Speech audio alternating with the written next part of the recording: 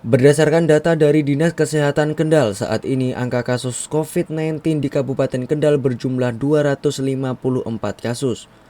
Kasus terbanyak terjadi di Kecamatan Kota Kendal dan Weleri, yang menjadikan wilayah tersebut kini berstatus zona merah COVID-19.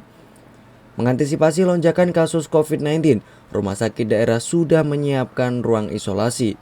Wakil Direktur Pelayanan RSUD Dr. Suwondo Kendal, Dr. Mastutik mengatakan, angka kasus positif pasien COVID-19 melonjak tajam dalam pengujian sampel terakhir. Pihak rumah sakit mengirimkan 5 sampel pasiennya ke RSDC Kendal untuk dilakukan pengujian PCR. Hasilnya, semua sampel dinyatakan positif COVID-19, sehingga saat ini jumlah pasien COVID-19 yang dirawat di RSUD Dr. Suwondo Kendal mencapai 7 orang. Untuk saat ini kondisi di RSUD kita merawat 7 pasien ya. Sementara jumlah tempat tidur yang kita sediakan 19 tempat tidur, berarti kapasitas huniannya masih sekitar 30% ya. Jadi kita masih tetap pertahankan dengan 19 tempat tidur ini ya.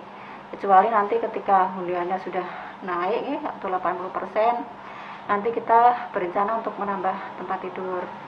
Tapi untuk planning ya, ketika nanti ada kenaikan 80% atau bahkan mungkin sampai 100%, ini nanti roadmap yang akan kita lakukan untuk perluasan ruangannya seperti tahun yang lalu ya, ketika puncak pandemi COVID di pertengahan tahun 2021. Sementara Bupati Kendal, Diko M. Ganinduto, mendorong Dinkes untuk mempercepat vaksinasi dosis 2 dan ketiga, utamanya menyasar masyarakat lansia dan anak-anak.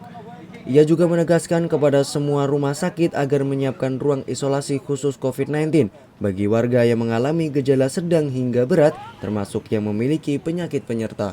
Terkait dengan Omikron, ini kemarin kita juga sudah rapat terbatas dengan Presiden bahwa arahannya yang pertama tentunya vaksinasi dosis kedua ini harus kita maksimalkan kembali gitu, sesuai target yang ditetapkan oleh pemerintah pusat, dan alhamdulillah hari ini kita sudah sesuai target di Kabupaten Kendal. Tapi kita terus push, saya juga ada minta dinas terkait untuk dosis kedua khususnya lansia ini juga harus terus didorong, dan juga vaksin booster.